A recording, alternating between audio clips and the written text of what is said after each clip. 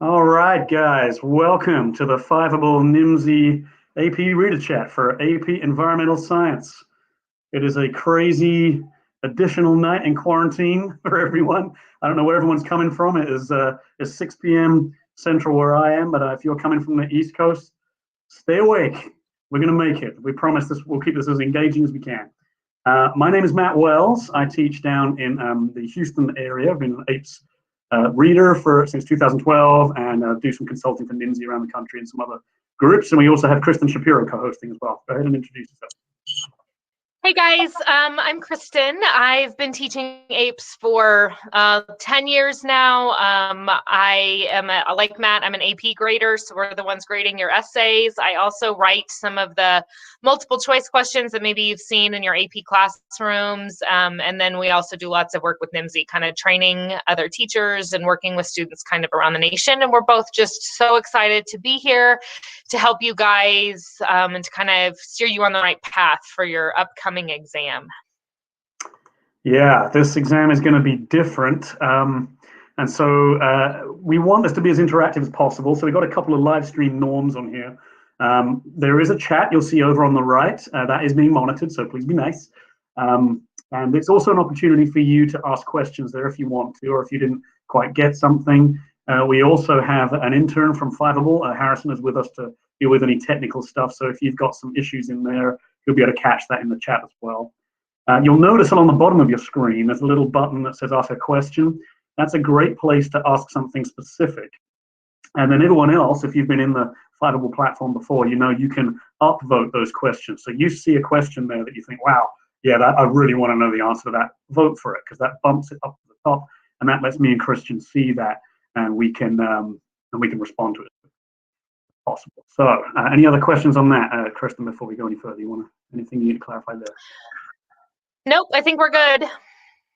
All right, then let's get into it. So this year's exam, there will be some content, but it's been very clear from the College Board that what they're going to focus on just for this year only is these science practices. It's these skills that you've been learning. You maybe didn't even realize you were learning them throughout the year, but it's these things that are to do with scientific thinking, science process skills, how to analyze text, how to analyze data, designing experiments, reading a graph, making claims, stating evidence, conclusions, all of that. So I think that makes it a little easier for you guys, because it means you can really focus your practice and your preparation on those skills that we know are going to be targeted on this test. So Kristen and I are going to do our best to kind of talk you through the kinds of skills and practices you're likely to see on your first free response question, and then the ones that you're going to see on the second one.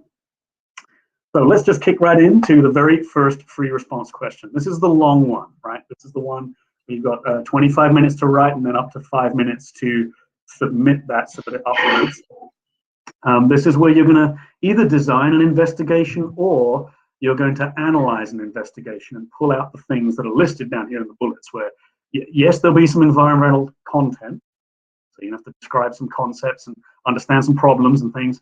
But the main focus of this question is being able to think scientifically, to be able to design methods to research a problem, or to look at a protocol that somebody has done and pull out the parts of it that really matter, those components of the experiment.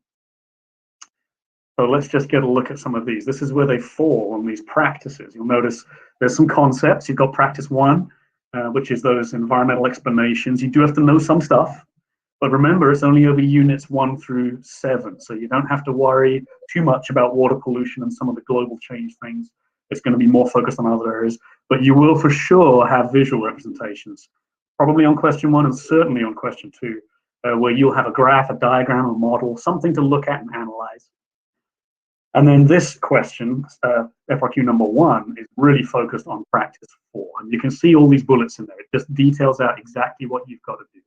You've got to identify hypotheses, identify variables, identify research methods, analyze them. You've got to criticize them. You've got to evaluate them. You've got to think about how data might be collected, ways it could be improved, modifications. That's really the focus. I think that the important Oh, sorry, Matt, will you go back one more? I think the important thing about the investigation is it's going to ask you some pretty straightforward things. You know, for example, what is the independent variable or what is the dependent variable? But then they're also going to ask you to think very critically about the experiments. They're going to ask you to say, was this a good way of doing it, or would there be a better way? Okay, so it's not just you identifying the parts of the experiment, it's evaluating, like Matt said, and analyzing. So I think somebody asked us a question earlier, what does it mean when it says to analyze? Like the verb says analyze. They're wanting us to give kind of like pros and cons and then tell us what is the best one. Like the best way of going about this experiment would have been to do X, and this is why it is the best way to go about it. I think that if you're just going to say, oh, this is the independent variable and this is the control, you're probably going to earn some of the points, but you're probably not going to earn all of the points. Mm-hmm.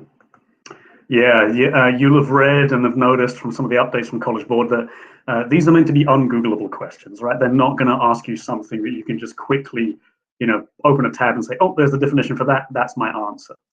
You really are going to have to think, analyze, and apply. And so we'll talk you through some examples of ways you could do that. And then, of course, the other part of these experimental design questions is they often do have some sort of data analysis component. Not necessarily a data table or a graph to analyze, although that can happen. It's often you having to think about, well, what kind of data would I collect? How would I know if the data supported the hypothesis or not? What kinds of data would lead me to reject a hypothesis?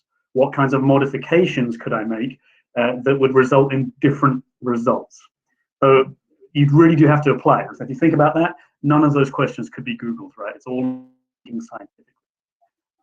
But there will be some freebies in there, like where it says practice 7 here, environmental solutions. There'll be some content where you may be able to quickly check your understanding, get your notebook out, find that definition of, wait, what was that again? What is ozone and why is it bad? Okay, I remember. So you may have to do something like that, but I would say in terms of points, the majority of points are not going to be for that kind of content knowledge. What do you think, Kristen? I 100% agree. If the College Board has made it very clear that most of the information is not going to be something that you can Google. And if it is something that you can Google, you're going to run out of time if you think that you can just Google all of the different parts. They're very, very long. So I think that, you have to have some content knowledge going in to say, okay, well, I understand this component of tropospheric ozone, and therefore I'm able to analyze this data. Okay. If you need to look up something quickly for reference, absolutely, it'll be there. But I think while Matt's kind of getting there, we go.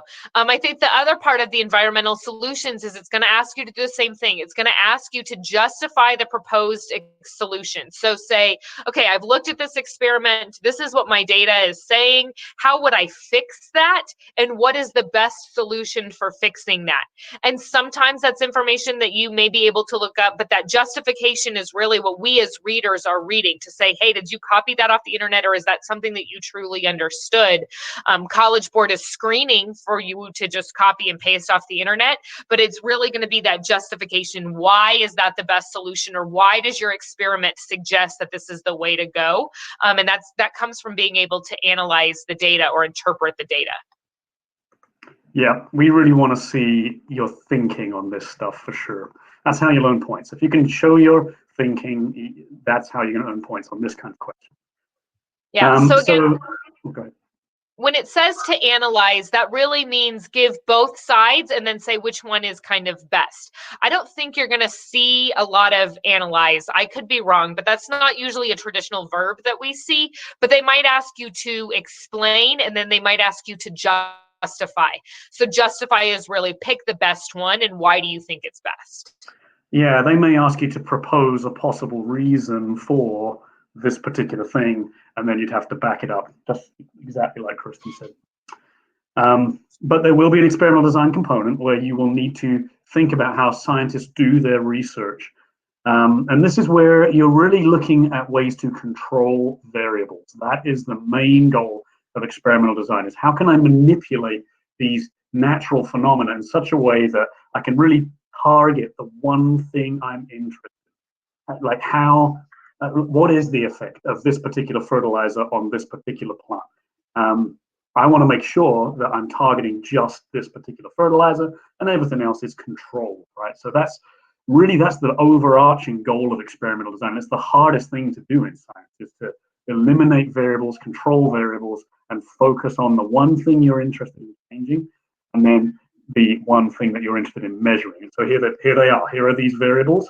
And I can tell you every single experimental design question I have ever seen for APES or for other AP and content areas has always required students to have a deep understanding of these two things. And they're the same two things that need to go into your hypothesis that we'll talk about in a minute. So you've got your independent variable and you've got your dependent variable. And these have other words. You can see the other names. They're manipulated variables, another name for the independent, and then the responding variable, which leads to this idea of dry mix, which we'll talk about in a minute. You may have heard that. But I like to think of the independent variable as the thing you're changing. That's what it is. I'm going to change this and see what happens. What happens?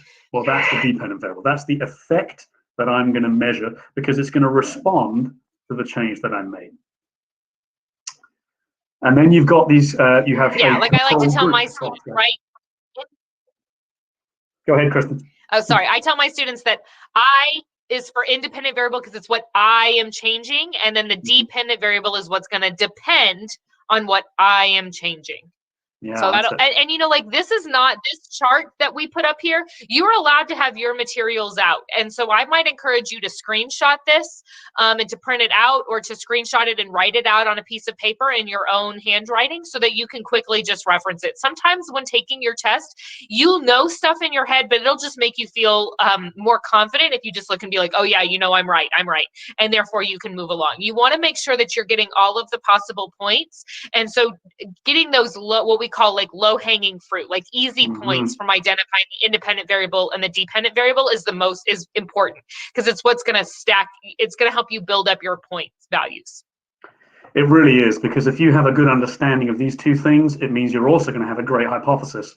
And so there's points for both of those. And also you'll have an understanding of whether your data supported it or not, and what kinds of changes or modifications to this protocol could result in different results. So yeah, these two things are probably the two critical things. A control, now this is where some students do enter into problems here, because the control group is different from this idea of controls. You want to control all of the variables that could influence the outcome of the experiment, right? And that's really what a variable is. It's anything that changes during the experiment. You've got to make sure you control them all, including the one that you are going to manipulate, right? So it can be a little confusing to think about, well, what the heck is a control? In most experimental design setups, you have to have a comparison group. And that is what we mean by the control group. So you have your experimental groups, and then you have your control group, which is your normal conditions. That is the thing you're going to compare everything else to. Let me just go backwards a little bit here. And this can be tricky. And as you're designing your setup, I'm remembering back to the last real experimental design question that we had back in the 2012, number 3, that's the last one we had in APES. It requires students to design a setup to test the effect of a pesticide in the water on some minnows. You may have done that as a practice question. And students, when they were designing their protocol, they had a good control group, but they had this kind of either-or setup, where there was the control group that had no pesticide, and then they had another group that had pesticide. And that did not earn them points for their setup, for their protocol, for the description. Because in order to have experimental groups, you need to change the amounts of your independent variable. You need to show that there's a directional relationship between what you're doing and the response that you're going to measure. And so that means you have your control group where you don't do anything, and then you gradually increase or decrease whatever your independent variable is with multiple amounts, so various degrees of change. So you have several experimental groups and one control group. Sometimes it's easiest if you remember 5 by 5. So you're going to have 5 levels of that independent variable. So let's say we're going to go back to Matt's example where we were testing a pesticide, and you obviously want to have an area that has no pesticide, but then maybe we have 4 other tanks, right? And they have 5, 10, 15, and 20. So total, we have none. That's our control. That's the thing that's most like normal conditions that we're going to compare it to.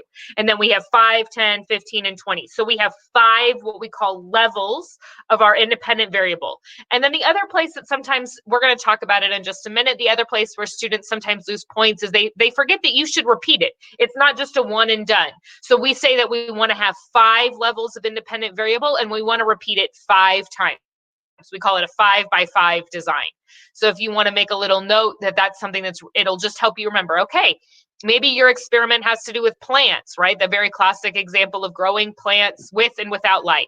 Well, maybe you're going to do no light, sunlight, a blue light, a red light, and a green light. So those are my 5 levels of independent variable. What's most like normal? Sun. So that's my control. And then all of the rest of them are my independent variable, my level of independent variable.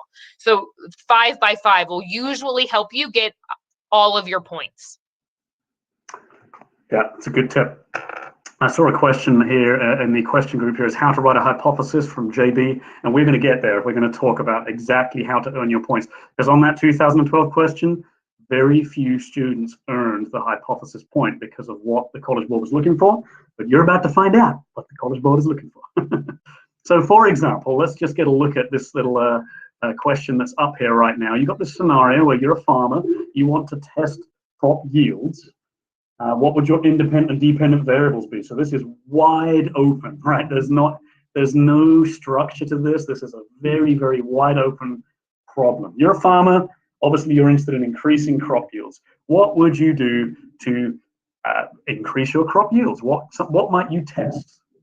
So go ahead, and if you're in the chat there, go ahead.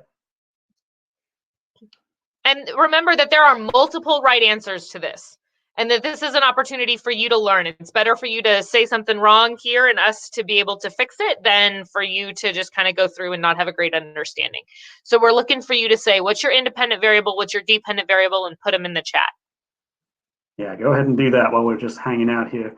And that's a good point. What Kristen just said is absolutely right. There are many ways to earn these points with experimental design. They're not looking for a cookie cutter approach. You could do 3 experimental groups, or 4, or 10, and you could change the amounts by increments of 2, 5, 10. It really doesn't matter. What they do want to see is that you've targeted your independent variable, controlled everything else, and you have a control group for comparison. As long as you've got those things, you're going to earn those points. All right, anybody going to put anything in the chat here? Let's see if anybody's feeling brave enough to answer this question. What might you select? There's no wrong answer here, really. As long as you know the difference between independent is what you are going to change, and the dependent is your variable, is your response. So I see Robert Smith is putting here independent variable, amount of pesticide use. Perfect. Independent variable could be amount of water. Awesome. And then the dependent variable will be crop yield. Thank you. Yeah, that's perfect. Now, I will say this. What would you measure? And with these hypotheses and with your protocols, it's important you think, how am I going to measure these things, right? How am I going to measure out my independent variable, grams, milliliters, what kind of units, what am I going to change and how am I going to measure it? But it's even more important with the dependent variable. How am I going to measure this response? Yeah, lots of great answers coming up in the chat here. These are all things that are measured. Amount of sunlight, amount of crop yield. Yeah. So I think that a lot of these are really great answers, right? We're seeing the amount of sun. When you go on, you further explain, how are you going to control that? You can't like turn the sun down. So while it is a correct answer, we just want to be specific. Maybe that means you're going to use a shade to limit how much sunlight is moving in or out. So just be very specific in thinking through, how would I actually do that? But a lot of you guys are on the right track, right? The amount of pesticide that you use, amount of fertilizer, amount of water. And then as Matt said, your dependent variable is your crop yield. But are you going to measure that in terms of like how much vegetables are produced? Are you going to measure that in terms of how high your plants grow or how wide your plants grow? So we left this one pretty open, but just some things for you guys to think about as you're planning it. You have to tell us, remember that as readers, we don't assume anything. Everything that we grade has to be written on that paper. So you need to tell us exactly how are you going to measure that. So Josh tells us, okay, we're going to measure that in terms of biomass. And so I would say that that's probably acceptable on the AP exam. I don't know how many farmers are out there weighing their actual biomass, but it would be a way for us to measure our dependent variable. And so we're absolutely on the right track with that one. Yeah. So let's talk about hypothesis, since this was one of the hardest points to earn on 2012. It is usually given in an if-then statement. It doesn't have to be. There are different ways you can write a hypothesis. But the key thing in all of the different strategies that you use are that you have got your independent and your dependent variable are identified in there, and they're both directional. So if our independent variable in that last situation, let's say it was pesticides, if the independent variable was pesticides, then you would say, if the amount of pesticides is increased, then the mortality or the number of deaths in the minnows will also increase. So you've got both the variables there, your independent and your dependent, and you've stated a direction for both of them. And that's why it was really hard for folks to earn that point that year, because some folks would say, for example, if you increase the amount of pesticide, it will have a negative impact on the minnows. Okay, so you've increased the amount of pesticide, that's good, but then what about the dependent variable? It will have a negative effect. Well, how are you going to measure a negative effect, right? You can't interview the minnows and see if they're sad or depressed or unhappy, you know? How are you going to measure that, right? You got to have some sort of measurement, and it needs to be directional, right? What's going to happen to this effect? Will it be positive and negative? And what sort of direction is it going to go in? So that's really the key thing. So Matt, we had a question in the chat, and it kind of just goes with what you were saying. Somebody just asked us, did your answers have to be reasonable? And I would say that, and this kind of just goes with what Matt says. You can't ask a minnow, well, did that negatively affect you? And have them be like, oh yeah, I'm depressed now. It has to be reasonable in terms of what a scientist would actually do. Like, the fish is obviously not going to respond to you. So you're probably better off with saying, and so the fish is going to die. You can't, when we say it has to be reasonable, it can't be like too much of a burden for somebody to actually do. So one of the common responses we see is, well, how might you fix this environmental problem? And students always say, well, we're just going to ban it. That is not reasonable. Okay. So when thinking about it, don't try to find the like loopholes and be like, well, but if you did this and did this, then you could do it. Yes, but that you're probably not going to write that on your paper, and we don't know that. So don't put that down. Go with the most straightforward, first thing that comes to your mind, fits the science answer. So when I say, Josh put that we're going to measure biomass, it's not reasonable for farmers to measure their biomass. I mean, they have hundreds of acres, but it's very reasonable for a scientist running a controlled experiment to measure biomass afterwards. So just kind of keep that. I don't really know if that answers your entire question. So don't pick something that's kind of like random and off the wall. That's probably not going to earn you points. But very streamlined, very mainline answers are going to be a lot more acceptable and reasonable. Yeah, one of the key things to remember about a hypothesis is that it is a scientifically testable statement. So when you're writing out your hypothesis, think, could science answer this? Could science provide the information that would allow me to say, yes, this is true, or no, this is not true? If science can't do that, then it's not a good hypothesis. So if you've got something that's not easily measurable, chances are it's not a good hypothesis. So always be thinking about, can I measure that?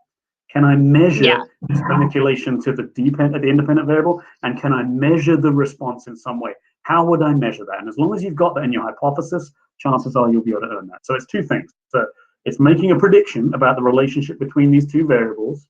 So it's got your independent and dependent.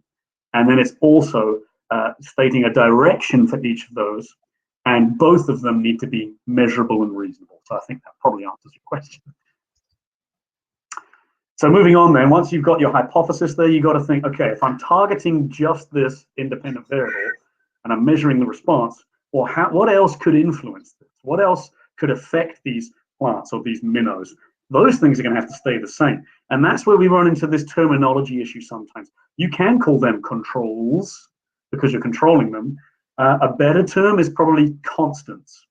And I like that word because it really says what you're trying to do. You're trying to keep them constant. You are going to make sure that they don't change, right? The amount of water, the temperature, the time, all of those things that could certainly influence the outcome of your experiment. You don't want those to change in each of your experimental setups.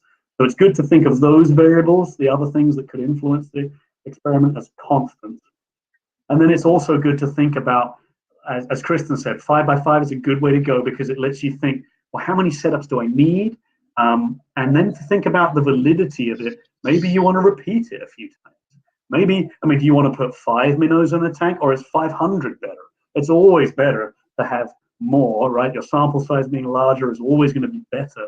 But again, we're not looking for a cookie cutter answer there. There's not like a range of values that we want to see. It's just, have you communicated to us as readers that you understand how science works and you've got a reasonable protocol that you're proposing? Yeah, I agree. The thing you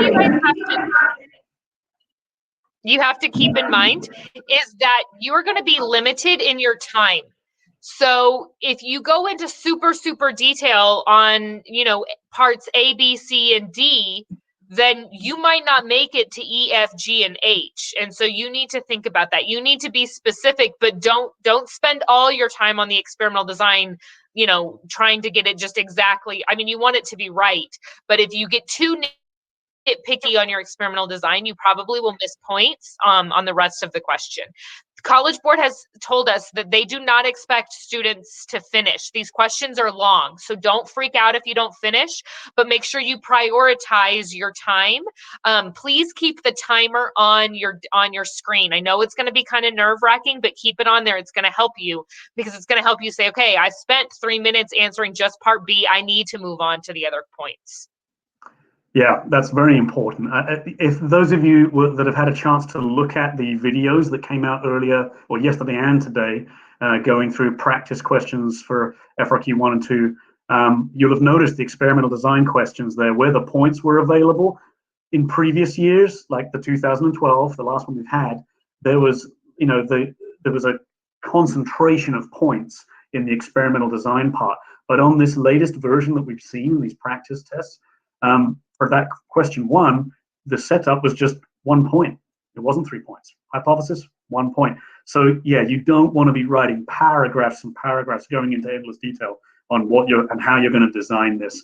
It's probably only going to be 1 or maybe 2 points. So don't waste your time on that. And as Kristen said, the College Board has made it clear these are going to be very dense questions for both number 1 and number 2 because they want to give students as much opportunity as possible to earn points. So you might be totally stuck on something and think, man, I'm not going to get that point. But there'll be other points elsewhere that you will be able to get. So don't freak out and panic if you get to that 25-minute mark and think, I've still got 3 questions to go, I'm not ready. Don't go right up to the last second and use that final 5 minutes writing. It is far better for you to make sure you've attached and uploaded, or you've copied and pasted, or you've photographed and uploaded and have submitted before that time runs out, because it would be a terrible waste to keep typing, and then not meet that deadline for submission, and then all of that work counts for nothing. Don't let that be you. Yes. Just a reminder that you can, even if you don't finish, just upload what you. The worst thing that you can do is not upload. Okay, that's you push comes to shove, you need to upload. The other important part is remember that you can answer the portions or the section. So just label your section D, then A, then B, whatever it is. That's a good point. Yeah, I see a question in the chat here, which is nice. It says, with a natural experiment, is it a good idea to specify that it could be conducted over several years so that seasonal change could be accounted for? I mean, it would depend on the scenario, but again, is that reasonable, right? If the question is asking you to design a long-term study to show changes in some plant population due to, maybe you're trying to identify evidence of climate change or of the change in range of species due to increased temperatures, then yes, that would be reasonable. But if they're just asking you for an effect on minnows in a pond on fertilizer, I'm not sure it would be scientifically reasonable to expect that this would be a study that would go on for many, many years. It's just a direct cause and effect. So again, it's just a case of analyze the prompt and look to see if it's, what would a reasonable response be to the scientist. All right, let's get a look at this sample here before we get on to question 2. This is just it's an air pollution sample that's a kind of modified from some of the earlier practice questions you've seen. And so here we've got data from Italy. We've got researchers that have measured levels of tropospheric ozone, and they want to know what is the association between air pollution exposure and dementia. And so they're kind of tying this exposure to these particular chemicals to cases of dementia by address. And then they look at the hospital records, see who complained or had symptoms. So this is a sample where instead of having to design a study, you're being given the study and you've now got to identify what were the components of this experimental design. So let's see if we can identify the independent variable. So that, remember, is the thing that is being changed, right? What is it that is causing the effects that we're going to measure? The effect that we're measuring would be our dependent variable. That's the thing that is responding, that we're interested in seeing, is there an effect? Think about what the controls would be, what would be a control group, and then what things would have to stay constant, and then let's come up with the hypothesis. So let's first of all talk about the independent variable. In this study, go ahead and put in the chat, what do you think the independent variable is likely to be? Pollution level. Okay. So again, you may need to specify which of those pollutants are we interested in. Maybe we're going to measure, we're going to focus on ozone. Maybe we're going to focus on particulate matter or NOx. Or maybe it's all three. But if you can provide more detail, it's always good to provide more detail. Pollution level. Go ahead, Kristen. You need to think about is what determines the amount of pollution, right? Did they just expose these people, or what determined the amount of air pollution? So we had a dependent variable, dementia. Yeah, so I guess it would be just, is it the presence or absence of dementia? Are we looking at sort of, is dementia concentrated in addresses that were exposed to more atmospheric pollution? That's a good response. Dementia would be good. What about then what would a control group be? What are we going to compare this research data with? How will we know that pollution could be causing dementia? What do you think? Somebody put into the chat there, what do you think a good control group would be here? What would the control group be in this study?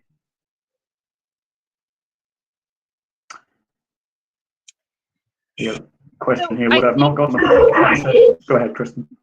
I think that maybe, Matt, if you could go one slide, I think that we're missing, right? The independent variable here, the thing that the researchers manipulated was where the people lived, because the address is what determined what they were exposed to. So the independent variable was what they were exposed to, but that was really had to do with where they lived. Does that make sense? So if you had just said the independent variable was the air pollutant, that's probably not correct. You needed to go further and say that the independent variable was the amount of pollution that they were exposed to based on where they lived. And then that dependent variable was if they got dementia or not. And then, like Sarah says, the control would be an area that did not have any air pollutants. So an area with low amounts of air pollutants. And then constants. And again, you would.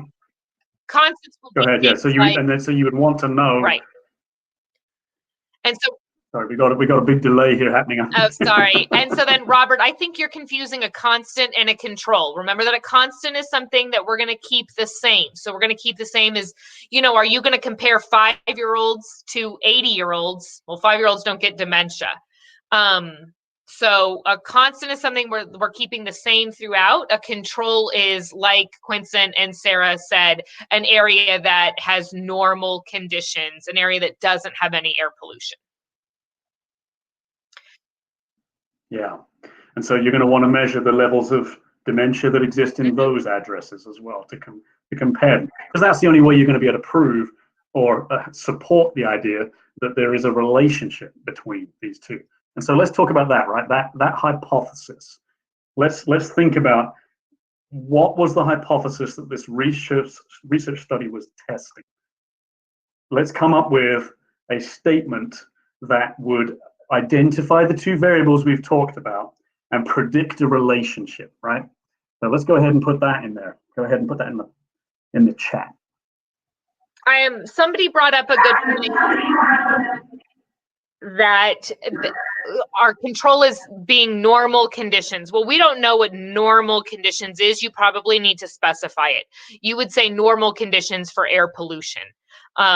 And so that's a good point that as a reader, we see a lot. Well, it's this. Well, I don't really know what that is. You need to be very specific.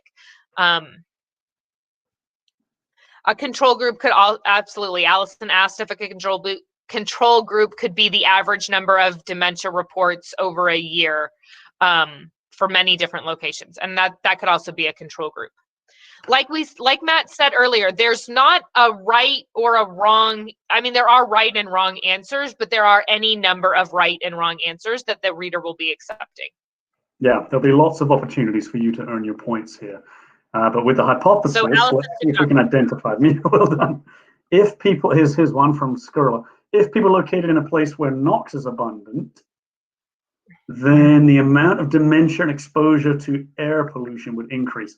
Okay, so we've got two things going on there. We've got, you have identified these two variables that are in here, but it kind of sounds in the way that that's written, where you've grouped the independent with the dependent, where the amount of dementia and exposure to air pollution are kind of grouped together there as an effect, whereas we want to separate them out and say, can we make a connection? But really, if you think of it as a question, it's like, is there a relationship between the amount of air pollution that people are exposed to and the levels or rates of dementia cases in those areas? Like that's the question. So then we turn that into a scientifically testable statement.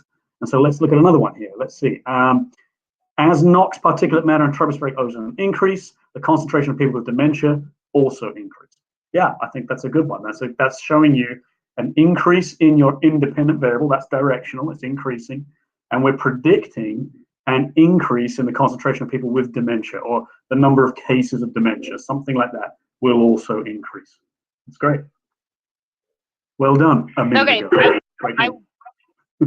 I think it's great. Let's move. I want to just, we're about halfway done, so I want to make sure that we get into FRQ number 2.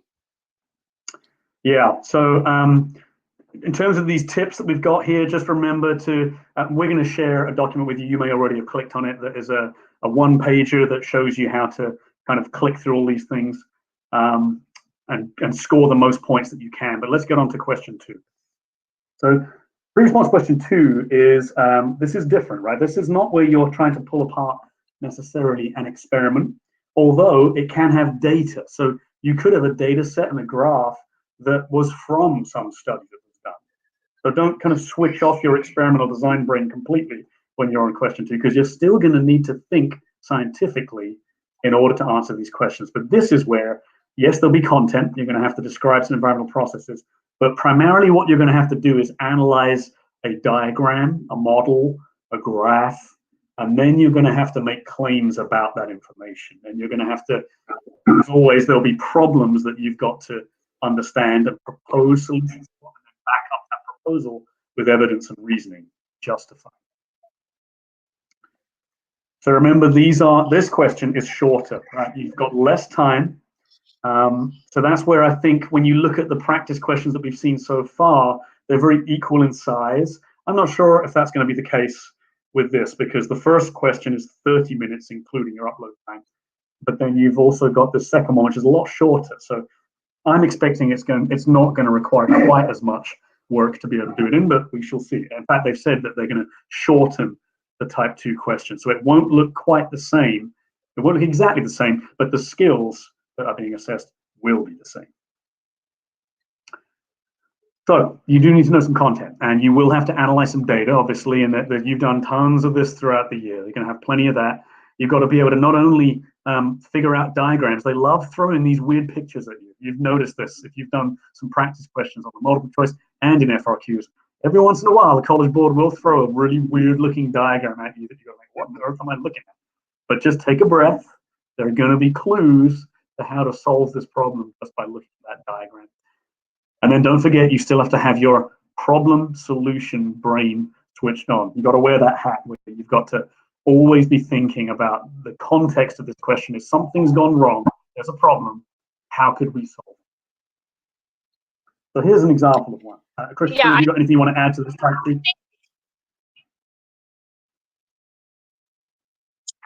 Yeah, just really fast. When you guys get a graph, you know, and they're kind of funky, the first thing that I want you to do is I want you to kind of cover up the graph and to look to see, is there a title? Because sometimes that title will tell you information. And then or is there a y-axis? And sometimes they'll even put it at the top. So look at your axes and your title first and jot some notes down. Even if you're taking, and then write some notes down and then look at the center of the graph to help you figure out what's going on. Yeah, it's always a good strategy. If they give you a graph, just take your time with it, right? There's this, gosh, what's that strategy from the biological curriculum studies? I squared, yeah, identify and then interpret. First of all, look to see what information am I being given. Don't look for trends yet, because you can fall into a trap sometimes when you do that. Take your time. First of all, just identify what is the title? What is the stem of the question before it? Often students skip right past that. What is on the x-axis and what are the units of that x-axis? What is on the y-axis? Is there a legend? Are there multiple lines on here? Once you've identified what information is on this graph, well, then you can begin to start thinking about interpreting it. But don't jump straight to interpreting, because you can often fall into some little potholes, some traps that have been set for you if you do that too soon. Don't jump the gun. But here is a question that's a good example of a data set where it's kind of an unusual looking thing. We've got this density on the x-axis, persons per hectare. Up the side, we've got the relative annual per capita petroleum use. So you got to think, well, what is that? Per capita petroleum use per year. And then you've got these different regions that have been set apart, the United States, Australia, Europe, and then East Asia and Russia. So this is very dense. There's a lot of information in this graph. And I think you can expect a graph like that, where there's multiple sources of information. They may not ask you about all of it. In fact, I can pretty much guarantee they won't. They will ask you to identify specific things on this graph and to avoid other things, because they want to know that you can interpret the data, and that's the skill. So let's get a look. So the questions being asked here were where you had to, describe a trend, for example. Describe the relationship between population density and petroleum use. So again, this is scientific thinking, right? This is identifying the relationship between two variables, one on the x-axis, one on the y-axis. And so you had to state this in some kind of terms, but notice, look at all the different ways you could have stated it. There were 4 different possible ways to identify that trend. And as long as you've clearly identified the trend, the language you use to do that is very flexible. We just want to know, have you clearly identified the directional relationship between these two? Kristen, you want to add anything to that? Nope, I think you did great. That's high praise. I feel good.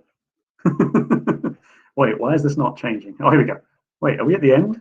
We are at the end. No, are we really? We're at the end of that particular presentation, yes. So let's just, while I switch screens, let's talk about what should we pull up next? You want to do the one, since we've only got about 15 minutes left? Can we do the task verbs? Do you have something that has the task verbs on there? I'm going to pull that up right now. Yeah, hold on. Let me just get out of here. Perfect.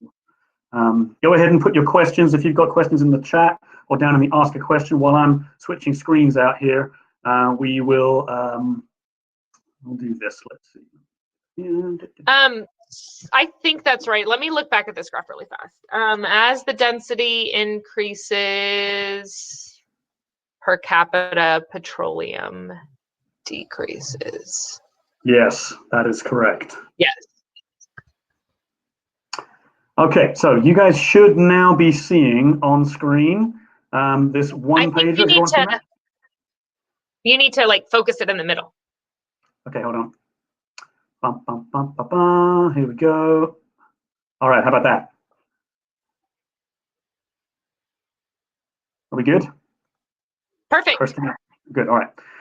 All right, so these are these task verbs. Now, you've seen this from the CED. We just want to talk about these because this is gold, man. It used to be back in the day, up until this year. I mean, we were kind of fumbling around trying to come up with our own definitions of what does it mean for a student to identify something. But the College Board has gifted us with these clear definitions of what these task verbs mean. So you see the word identify, it means to indicate something. And occasionally it can be a one-word answer. If there's a chart to fill in or identify the name of a producer in this food web, it doesn't have to be this elaborate explanation. Just get straight to the point, be real quick. So identify a property of soil, texture as a property of soil. Identify is usually the easiest points for you to get. So try to answer the identify ones first. It's usually a good technique for you to read through, answer everything that you know right off the bat. Like if you can read and say, okay, immediately I know what this independent variable is, and I know what this identify this claim, put that on there, and then go on to things that you don't know. Because what students tend to do is they tend to spend all their time trying to make up or BS an answer for something that they don't know. And then they lose time working on stuff that they were like, oh man, I definitely knew that. So make sure that you read all of the parts and answer the stuff you know first. Yeah, there's a good question in the chat here about what if you wanted to give an example? Do I have to do that? Do I have to like state specific things? And this is where you're going to have to look at the prompt very carefully. If all they ask you to do is identify something, then if it's a number that you're being asked to identify, then yes, you would have to be real clear about that. But for example, don't just give a range of values and say, well, somewhere between here and here. Be specific, like your example. If you're talking about the question that we just looked at, the graph with the population density of petroleum use, you could elaborate if it said identify the relationship between. You could say the relationship between is inverse, or as population density increases, petroleum usage goes down, for example, blah, blah, blah, blah, blah. But if it's only asking you to identify the relationship, you're probably wasting your time if you elaborate there. And somebody chimed in and said, yeah, if you want to give an example, you can, but it won't earn you another point necessarily. Usually, if it asks you to describe or to explain, that's when they're looking for examples or like an elaboration point. If they just ask you, what is the relationship? Make a claim about the relationship, identify the relationship. It should be, I do not tell my students a sentence quota. Like, do not make sure you write so many sentences, because what you guys tend to do is you write sentences to fill that, because that's what your teacher has always said. And then you write things that are incorrect and you lose the points that you did earn. So tell yourself, if it says describe or explain, you need to give an example or an elaboration. If it just says identify or make a claim, just one statement, one word. Yeah, so if it said identify the trend, then just state that. But if it says describe the relationship between population density and petroleum usage, well, then you're going to have to elaborate a little, because when there's the word describe, chances are, and you can see it on the task verb document we're looking at here, it often asks you to identify, or it assumes implicit in the question is that you're identifying something and then you are explaining it in some way or being more elaborate with your description of it. So identify a property of soil, you could say texture is a property of soil. But if it asks you to describe a property of soil, well, then you would say a property of soil is texture, which is determined by the relative amount of sand, silt, and clay. That's a good comparison between these two task verbs, identify versus describe. And then explain, maybe it says explain how a specific property of soil, or explain how soil texture determines the health of the soil.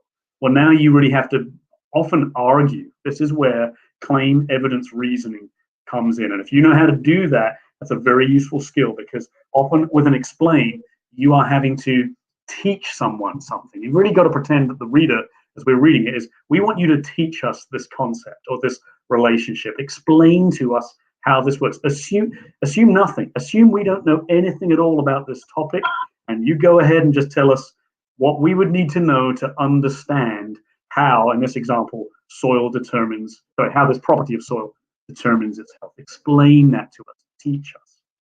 Back it up. So one thing that I tell students is describe is to make a statement and then one elaboration point. That could be an example. It could be whatever you want it to be. Explain is making connections and talking about the relationship. Okay, A causes B to happen, B causes C. Therefore, A and C have this relationship.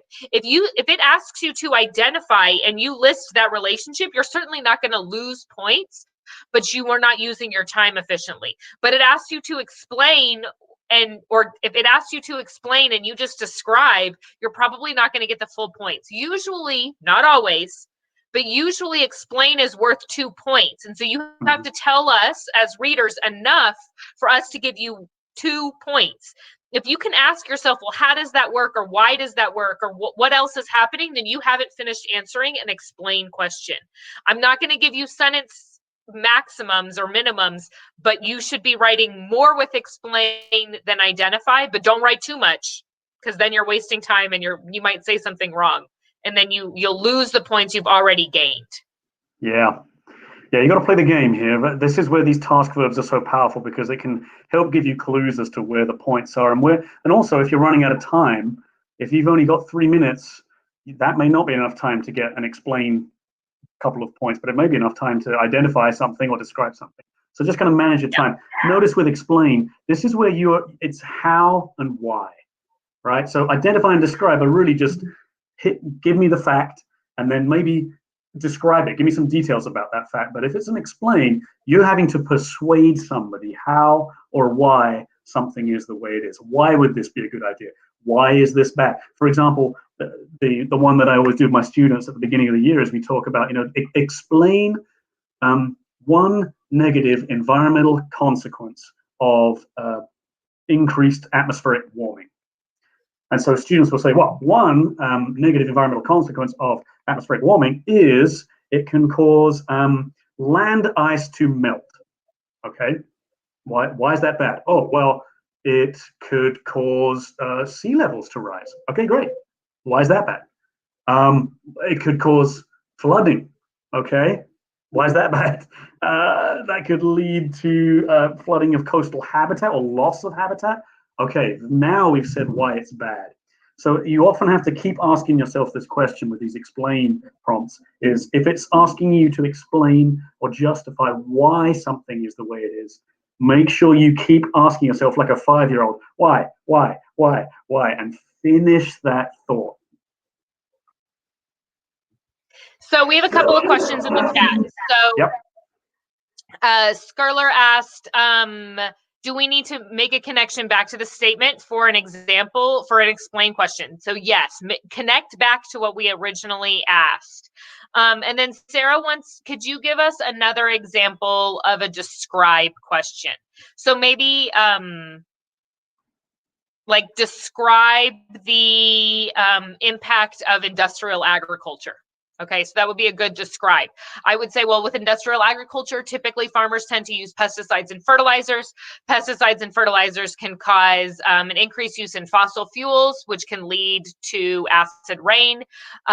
Increased use of industrialized agriculture might cause increased use of antibiotics, which can lead to antibiotic resistance. That's a describe point. I'm listing an extra elaboration point there. Yeah, so there may be a question like this: describe the process of integrated pest management. And so you describe that. If it says explain how the use of integrated pest management can have positive environmental benefits, well, now you've got to justify how, not only describe this process of IPM, but then justify, make a claim as to why it's beneficial over other ways of dealing with pests. Right, so the describe is just be as detailed as you can in describing something, but you're not trying to persuade anybody or argue anything. You're literally just describing it as if you were giving something in a textbook where you're like, what is this? and you read a little couple of sentences explaining what something is. That's what that is. That's what describing is. Explain is justifying, arguing something. I'm aware of the time. We've only got about 5 minutes left, so I do want to kind of nip through these. Some new ones for this year are propose a solution, make a claim, and justify. Now, these have been here before, but not in this specific terminology. Propose a solution might have been in the past. Describe one reasonable step that citizens could take to reduce the amount of runoff from storm drains. Or, propose a solution could have been in the past. Describe an action that a government could take to reduce trade in endangered species. I don't know. So it's the same idea that you've seen before, but you're just going to make a proposal about how can we fix this. So this example that we're looking at here is to do with soil fertility. It might say propose a solution to increase soil fertility. And then with these, man, there are so many possible answers you could give here. But notice that when it says propose something, it's almost always going to be accompanied with a justify or an explain, which is, yeah, here's what I think we should do, but then you've got to explain, why do you think that would work? You got to justify. What reason do you have to think this might work? Explain it. Sometimes they may give you data, and you're going to have to use the data to justify why that solution might work. So we have a couple of questions about proposing a solution. Remember that banning something is not realistic. I mean, it is realistic, but like, we can't ban people to stay inside their houses right now, even though we know that coronavirus, is infecting a lot of people, right? We are going to advise you to stay at home. We're going to put a shelter in place order, but we can't just ban things. So banning typically will not earn you any points because it's not realistic. But you can say, I'm going to put in some pieces of legislation. You remember that in proposing solutions, you tax things that you don't like, and you provide subsidies or tax credits for things you do like. So that's a pretty generic answer that'll fit for a lot of things. How do you get people to use less fertilizer? Well, my uncle is a farmer, and let me tell you, he gets little advertisements, little newspaper clippings, and then literature in when he buys fertilizer that says, hey, don't put fertilizer when it's going to rain. Okay, so you can always educate people, but be really specific. Educate them on appropriate fertilizer use. You can legislate, like we're going to give tax credits to people that use under a specific amount of fertilizer, or we're going to tax people that use over a specific amount of fertilizer. A tax and a fine are pretty similar. You can fine people for things. Remember, though, that if you're going to talk about legislation, like we're going to pass legislation, cities don't usually legislate. The city of Dallas doesn't put out pieces of legislature, but they might encourage a fine. But states and nations, countries can put out legislation. I know that gets really nitpicky, but we have seen it in the past where students have said, oh, the city is going to pass a piece of legislation. Cities don't do that. But you could say that the city might fine homeowners that put fertilizer on their lawn right before it rains.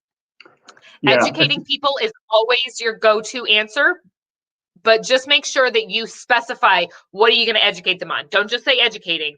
I'm going to educate people on using fertilizer when it's not going to rain and the appropriate amounts of fertilizer. Yeah, a good tip to think about when you're proposing a solution or you're going to come up with an action for somebody to take is to think, who is taking this action? And is it reasonable for them to take this action? Like, homeowners can take certain actions, but they can't make anything illegal. They can't enforce any rules or pass restrictions or anything like that. But what they could do is make consumer choices. They could be educated about something. So it's always good to think, who is taking this action? What can they do? Governments can legislate, governments can tax, governments can fine, but individual citizens can't do that. Neither can businesses and companies. So just be aware of who is taking this action and can they actually take this action? That's really a good rule. Right. Let's look at analyzing data. We're almost done here, I do really fast. Matt, can you go up 2 seconds? I just have one statement to say about this. If it asks you for a claim and a justification, make sure that you use numbers to support your justification. So if it gives you data, that you are justifying it using numbers, especially see where it says qualify. So it went from 500 gallons of pesticide to 250. Cite your data. Yeah. Yeah, and that's kind of in here too. They're going to combine these things where they may ask you to justify something from the graph you're looking at, and that is going to require numbers. Don't give a range unless they ask you for a range. If it asks you to identify a value, then pick a point that's reasonable. And remember, there's always some fudge room with these questions. If they say, at which year did the elephant population go underneath 600,000? Well, maybe on the graph it's in between a couple of values, but just pick one. Don't say, oh, it's somewhere between the year 1980 and 2020. I mean, that's 40 years. Of course it's between those two numbers. We really want you to earn the point by identifying and just, buckle up your belt and, go big or go home. Pick the number, stick to it, and know that when you do that, as readers, we're going to be given a range of values that we're allowed to accept. Now, with a trend, that's different, right? That is a little broader. That's where you can be directional. But again, you should still use numbers. Describe the values and how they are changing over time, especially if it asks you to justify something or make a claim that's been backed up. Tatiana, it doesn't really matter if you choose the first. It doesn't matter. You could pick any of them. Sometimes it might ask you to provide evidence. That's the same thing as saying, give me numbers to support. Yeah. These are the phrases. You've used these before. I'm sure you've used these many, many times. I have a little a wall that I'm building, which is, it's like a gravestone that's RIP these words. And it's things like bad for, harm, affect, green, friendly, those kinds of words, impact. These are very general terms. And remember, to get points on this exam, you've got to be specific. So you can't say, oh, the exposure of this particular pollutant into the water will cause harm to fish. Well, what do you mean by that? Can we be more specific? It'll be bad for the environment. Well, what's the environment and how will it be bad? Always be specific to get those points. If you say it's going to impact something, how is it going to impact? Is it going to be good? Is it going to be bad? And what specifically will this thing do? So try to be as specific as you can. Those general answers that are very vague are never going to earn you a point. You've got to be clear. Yeah, don't use the word good and bad. It's just never a good idea. You guys, this link, Harrison put the link for this document in the chat, and we've also linked it to the Fiveable. This is super good. I would print this off. If you don't have a printer, write it down. Or keep the tab open when you're taking the test. Just be really careful that you have made your own copy. I think that if it's shared amongst a bunch of people, then that could be a problem for College Board. So just make your own copy, write it down, print it off if you have that capability. We're sitting right at 6:03. I can stay for Matt and I can stay for more time and answer more questions that you have. Is there anything else on this document, Mr. Wells? The only thing really is these kind of words to know. They'll often ask. Oh yeah, those are good. Like they'll say, look for these qualifiers. That's what these highlighted terms are down here in this box. Whoops, I don't know what I did just there. Something strange just occurred. Here we go. In this box here, right? These are really gold, because if it asks you for an environmental or an ecological consequence, first of all, look to see, is it a positive or negative consequence, or is it wide open, in which case you can answer in either direction. But you cannot talk about people or effects on human health or on the economy or anything like that if it asks you for an environmental or ecological consequence. You really have to imagine a world without humans if it asks you for an ecological or environmental consequence. But if it goes for an economic consequence, well, now we are talking about people, but it's specifically money and jobs. Even here, we're not talking necessarily about human health unless you directly tie it to the costs of health.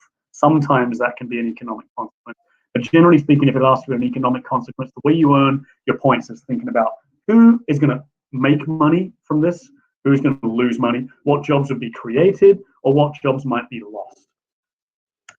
And you don't see it very often, but this very last thing where it says societal or social impact or consequences, this is where you're talking in more kind of general terms about people, culture. This is where the aesthetics of things can come in and how people feel about things. That's more general. It's pretty rare that you see that. You're much more likely to see these two terms. Just make sure you don't confuse them. If it asks you for an environmental consequence of pesticides, don't talk about crop yields, right? Don't talk about farmers losing money. Don't talk about anything that's to do with money, jobs, people, health. You've got to talk about animals, plants, soil, air, or water. Any other thoughts on that, Kristen? Nope.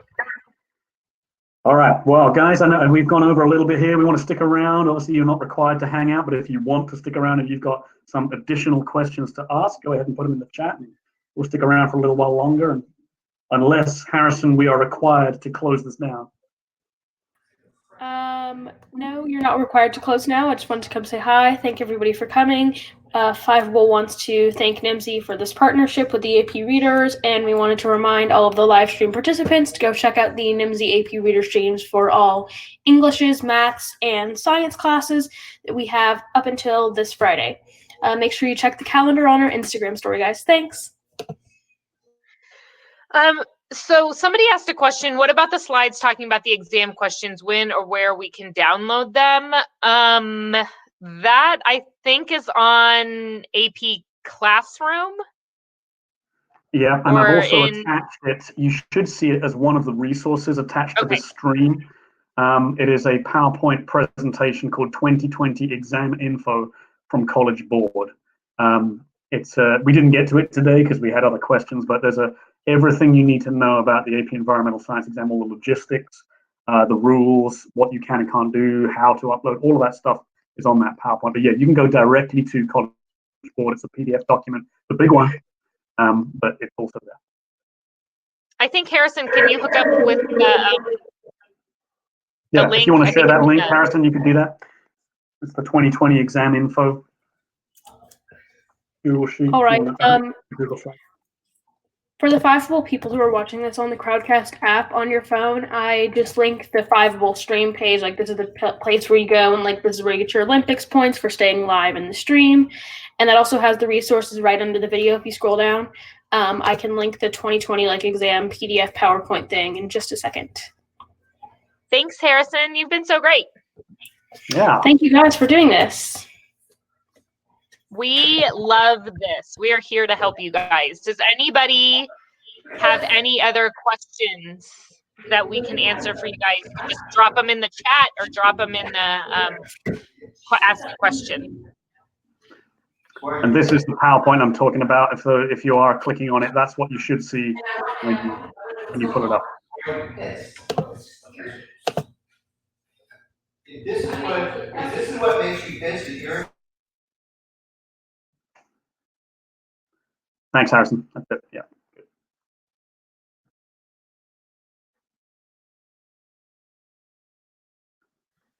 Sarah asked about when the questions would be graded by. I think Matt, we're grading, I think June 18th.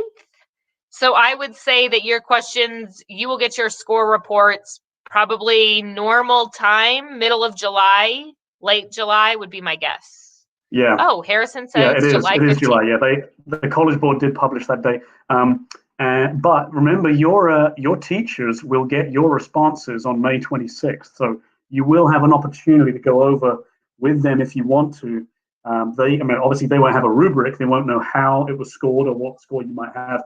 But if it's interesting to you and you want to do it, I'm not sure how I feel about those kinds of exam postmortems. But if you want to, your teacher will have your responses on May 26th.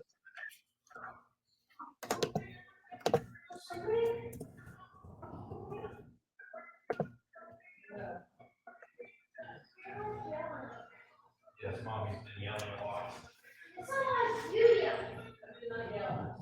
I was just making fun of your mother.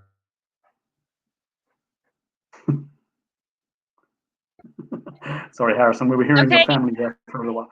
I love Harrison's family. Yeah. Any more questions you guys have? I saw a couple of NIMSY people I knew on there, Jim and Allison and Janelle.